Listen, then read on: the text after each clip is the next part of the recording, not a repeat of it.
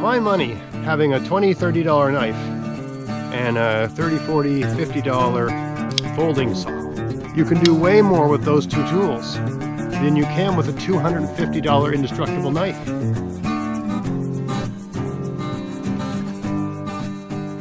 Hey, it's Greg here with Outdoors on the Cheap, and I'm out in the woods for the afternoon, and I thought I'd do a video this afternoon on batoning knives and my opinion on batoning knives and alternatives to batoning knives, I guess is the idea. So to start, you know, when you watch the YouTube channel of a person who reviews knives, and there's a lot of these guys out there, one of the things they do is they take the knife and they hit it with a baton, you know, a piece of wood, maybe 16 inches long, what's that, 40 centimeters long, and they hit the knife against some wood to basically use that knife like an axe. And that's one of their tests of a knife being a good quality knife, if it can stand up to batoning. And I guess there's some logic to that. But that seems to carry with it the implication that you should only buy a knife if it can be heavily batoned, or you should only buy a knife you can baton with 100% confidence. And what you'll find if you explore that is that it's very hard to find an inexpensive knife that falls into that category. Okay, so for me, it makes a lot more sense to buy a relatively inexpensive knife. I'm using this today because this is basically the most worn out, wimpy knife I have. So this is an old Mora. It was the original Mora Classic, or whatever it was called. 3.5 or 3/4 inch blade with a little piece of the original handle would have been about that long, and it was sort of oval in shape, not egg shape, but oval in shape, red handled Mora knife, you know, basically a quintessential Scandinavian bushcraft sort of knife, used by all kinds of people, very inexpensive. So I had one of these. You can see this one's very pitted and very worn, and even there's a little spot here from basically some stupid thing I was doing in my 20s with a mini grinder. Don't ask, right? So the blade is compromised in many ways, and it's a very thin blade. It might be 1.5 centimeters at the most from top to bottom, about 1/2 inch, right? So it's a very thin, small blade. And for my money, for a lot of the things you use a knife for, this is better than most of those big beefy knives that can take being hammered and hammered and hammered and pried and do all that sort of stuff. A knife is a cutting tool and a wood shaping tool, and this thing is agile and it can do a lot, from dressing out a deer to cleaning a fish to carving some sort of little fine implement out of wood that you use to trap animals or solve some other sort of problem. The bigger the knife gets, the less agile it is at doing a lot of these sort of cutting and wood shaping things you want. And so you start losing functionality as the knife gets bigger. For my money, it makes a lot more sense to carry something like this, or I haven't got it with me today because I didn't even think I was going to make this video today. It was just on my mind I brought this knife today just because once in a while I like to use it. It's just an old knife. I replaced the handle on this. I had left it in my backyard for like an entire winter. I think the handles on these are birch, and the handle had just rotted off. And all I did was get a cross section of birch, put this thing in a knife, and I just pounded. These have what they call a rat tail. It's basically just a little sort of almost nail-like pin that goes into the handle. So I just pounded the knife down onto that green birch. I tied a couple tight knots around each end so it didn't split. And then I just left it in my garage for months where it's relatively humid. And, you know, sometimes if you do that, the piece of wood you're using for the handle cracks. Sometimes it doesn't, right? Anyway, in this case, it dried out just fine. And then I basically shaped it down to the handle I wanted and put some ridiculous paint on it so it's hard to lose. Anyway, for my money, having a $20, $30 knife and a $30, $40, $50 folding saw, you can do way more with those two tools than you can with a $250 indestructible knife. Okay, this does knife things better, straight up. right? The reason you're getting this big, beefy, survival sort of knife is because you want to use it like an axe. You want to use it like a machete in addition to using it like a knife. And the more axe and machete the knife is like, the less knifey it is. I mean, I'm using really simple terms, but it's just the way I've seen. I've did a video on all the different knives I've used over my years as an outdoors person. I prefer these sort of smaller type things. If I go bigger than this, it's only slightly bigger, right? And you see that in my knife video. I'll put a link to that at the end of this, because when you're doing knifey things, you want something agile, something that's relatively, the distance from the tip of the blade to your hand is relatively short. You've got all those options. And when you want to go through something big and heavy, you use a saw, right? Most of the time I actually have what's called a silky gum boy. This is a silky pocket boy. It's about 5.5 inches length. Normally I have a silky gum boy, which is almost twice as long. And it's basically, it weighs about the same as this. There's really not much more to it, but it's just way more versatile, right? So the combination of a silky gum boy with a coarse tooth, this is a fine tooth. This is basically a saw used for pruning in my garden, but I'll take it out. I couldn't find the gum boy today, so I took this out. That's why I've got it with me. I always have, basically a knife and a saw with me, right? This combination might be today's dollars, $70. The $70 you spend on this, there's no $70 knife you can spend that will do what the two of these can do. There's just no way. I challenge anyone to prove me wrong on that, right? And it goes beyond that. There's no $80, there's no $1,000 knife that will do what these two inexpensive things can do together, right? And I don't understand why and I'm going to show you some examples of, number one, I'm not going to use this, but even just cutting relatively, basically what they call like wrist thick trees. You can cut a tree down with a knife even as small as this without batoning it, right? We're talking about batoning, and I'm going all over the place here, but don't baton your knife. There's all kinds of things that can go wrong with your knife. If you're going to use an inexpensive knife, don't baton it. It's going to work great as a knife, right? And use an axe when you got to take down trees and use them for things, for structures or for whatever you need to take down a wrist thick tree, right? And batoning a knife is about wrist thick trees, nothing bigger than that, right? Why would you want to? You're not going to, fell trees to heat yourself in the winter with a knife with batoning it. It's just not going to happen, right? You got to get lucky and find trees you can push. If all you've got is a knife and it's the dead of winter, you better find some dead trees you can push over, some dead trees lying around that are dry enough to burn. It's so much more useful to have a saw that you can actually use to fell trees. Not this one, but a little bit longer, right? But even for batoning, you don't need to, if you have a tree that's wrist thick or close to wrist thick, I'm just going to use what I can find in the area here, right? But you don't need to baton. I've seen videos of guys, even with, like the tree behind me here, it's about 1 inch in diameter. And I've seen guys baton for that. It's like they don't know how to take down a tree that's up to wrist thick with just a knife, which you can do. And this knife doesn't have the factory handle. This is basically I'm using this because it's old, it's worn, and it's the most unreliable knife I had because I put the handle on it. And it's the first handle I ever put a knife on in my life, right? Based on something, I didn't even seen it done. I heard someone say you could do it. I think it was in Morse Kahansi's book that you could pound. If you have a rat tail tang, you can pound, a section of birch onto it and it'll make a handle. Anyway, I'm going to take down a couple of smaller trees here just to show that you don't need to baton a smaller knife and you can still use it to take down trees. But also just to reiterate, don't buy into this argument that you need this super knife that does everything. Why not, for less money, have 2 cutting tools that are different? And this one's really good at things this is not good at. This is really good at things this is not good at. And because this one here cuts on the pull, right? All silky saws cut on the pull. One of the risks people talk about when using a saw is that you can bend it. You push on it and it bends. But when you're using these here, you're applying the most of your force when you're pulling. It really doesn't cut on the push. So you push gently and then pull hard, right? You can push down on it and pull hard.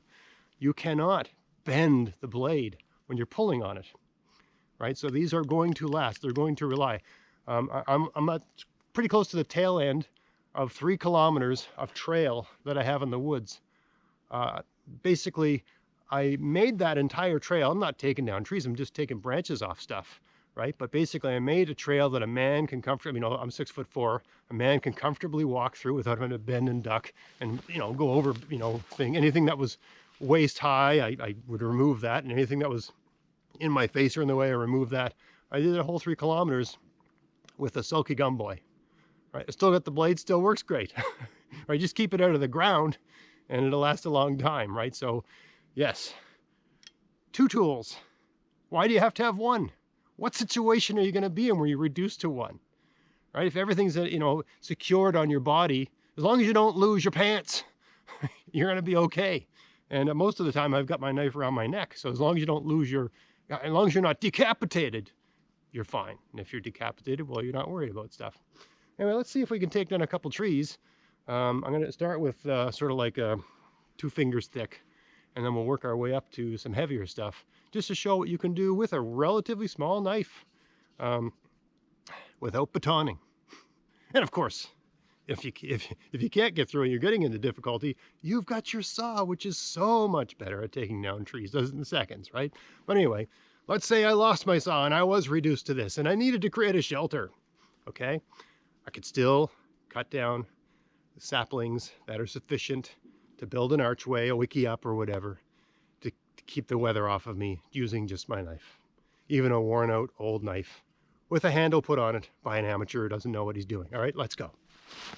All right, so we got a tree here. It's over 1 inch in diameter, okay? And I think this is an alder. Bears resemblance to a birch, and it may be a birch, but I'm pretty sure it's an alder.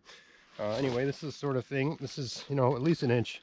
But the trick is you put your arm underneath it, and you put a bend in it, and you just start working it, slicing down like that, and bending as you go. You can also rock the knife, but you're just bending as you go, right? And you'll find that just taking little bits, right? Watching not to get your hand stuck on those splinters there, right? So there, just to give you a sense of the diameter, here, what I got here. There's a Bic lighter, all right? So it's about 1 inch, right? Slightly thicker than a Bic lighter in diameter, okay? So that was not hard to do. I did not need to baton that, right? And that's, it's hardwood, although it's green, right? Not hard to do at all. Okay, here we've got a spruce. I'm just gonna remove a couple branches so you can see what I'm doing. Look how, this isn't about silky saws, but look how easily this limbs the tree, right? I'm just doing this so you can see what I'm doing better. Okay. All right. That's good, I think. Okay, so now we got a tree that's about 50% thicker than the last one. Different type of wood, technically a soft wood, but it's not. I don't know why they're called soft, but I mean they build houses out of them, right? So not that soft, right? Anyway, and in a lot of ways, spruce doesn't behave the way it has a weird grain. It doesn't tend to behave the way hardwood behaves. I'm just going to make a mark here so just make sure that I'm got the camera lined up properly. Yeah, spruce is sort of a weird wood, but anyway, we bend this and we just start working it. Spruce has a lot of knots, doesn't always behave.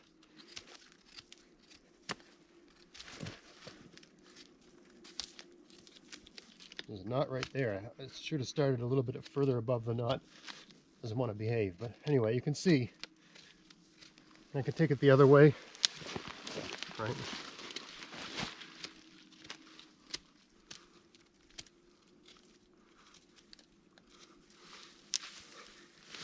You think of what a beaver can do with its teeth, right?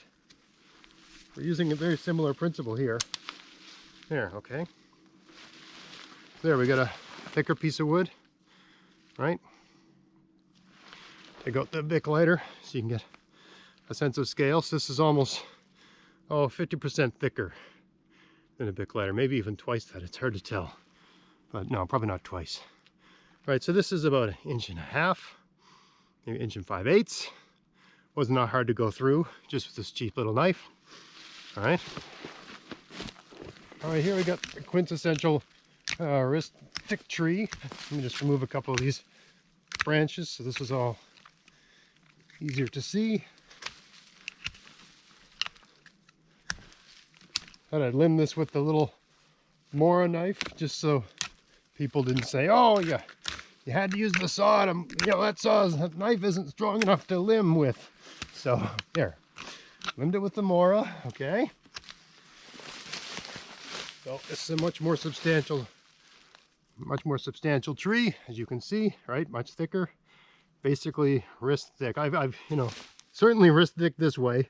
I'm 6'4". I got a pretty substantial wrist, but basically for most people, this qualifies as wrist thick. And certainly this is enough diameter for building structures and so on and so forth.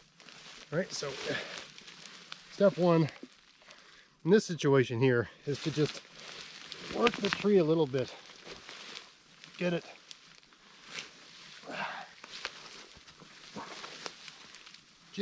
sort of a little bit bendy. All right, now again, I got it trapped.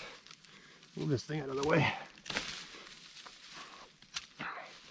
Got it trapped under my arm. I'm leaning back with it, and I'm going to start to work. Right, we're not batoning here. All right, trying to do this in a way that there's a decent camera angle.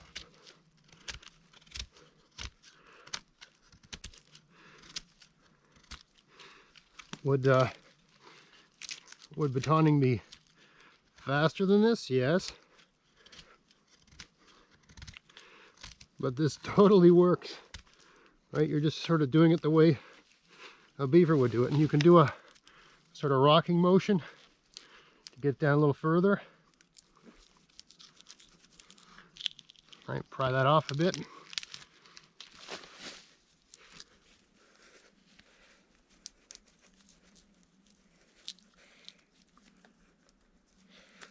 There we go. All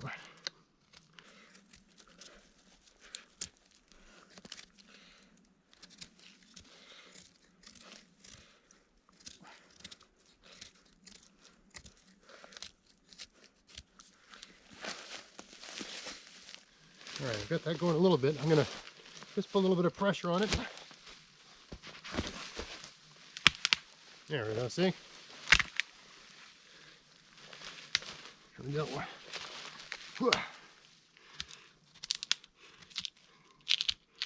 Right, now I can really lean on it and work it. Give it a bit more.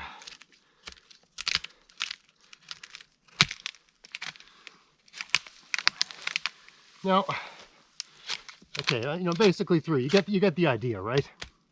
Okay, so could I have gone through this tree faster with batoning it?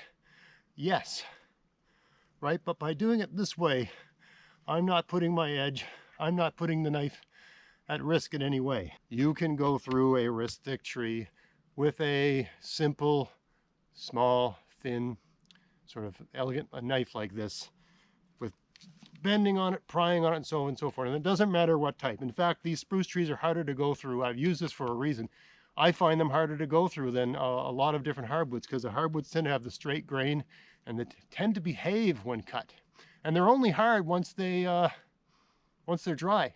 When they're still green, especially on a day like today where it's like 0 Celsius, nothing's frozen, they're easy to get through. Easier to get through than these softwoods, even though they're so-called softwoods. So anyway, that was a fairly roundabout way of making a point, but it's a point I don't see being made enough in bushcraft videos, and certainly in the videos of these guys who review knives. I don't know what they do when they're in the woods. I'm out here camping, fishing, hiking, doing, long weekend overnight trips and week-long overnight trips with minimal gear, just a backpack, right? Sleeping under a tarp, that sort of stuff. That's the way I've been doing it since my 20s. And all of it are needed is a little knife like this and a saw. Sometimes I'll bring an axe. And even if I bring an axe, I usually have a saw and an axe, because the saw is just so light. It takes so little energy to do it. There's things an axe is useful for, like smashing things, right? It's an incredible tool when you consider the amount of force you can apply to any object just by swinging that axe head on. You know, it's basically a sharp piece of metal, sharp, heavy piece of metal attached to a stick. And it's amazing the force you can build up just by swinging that thing using your body. But the saw is safer, weighs nothing. I always have a saw and a knife in the woods. Sometimes I bring an axe too. Especially if I'm going away for like a week. It really depends on the situation. I want to get into those details. But the point is that for the price of one of these super knives that can do everything, I would say you got a knife that does everything poorly. It's not much of an axe, right? It can't do anything a saw can do. Doesn't work that way. It's really not a pry bar. I mean, for anything you need to pry with, you can basically cut a wedge out of a piece of wood. You know, if you've got a thin opening you want to make, you want to pry wider, why would you use a knife to do that when you can shape a piece of wood into a wedge and pound it in, right? If you've got something you want to pry up, again, get a stick of wood and use that as a pry bar, right? So for the price of a super knife, you can get a knife that does all the sort of fine things a knife does. Some of the medium type things, it can't do heavy things. I would not treat this like a machete, it would be a mistake. But you've got this thing, which does so many things a knife can't do. And for all of the things these knife gurus are using to test their super knives, this is going to outperform them every time. Or if you're using the knife like a machete to limb branches off a tree, this is probably going to do better. Right? If you're taking down trees, this sort of thing's going to do better.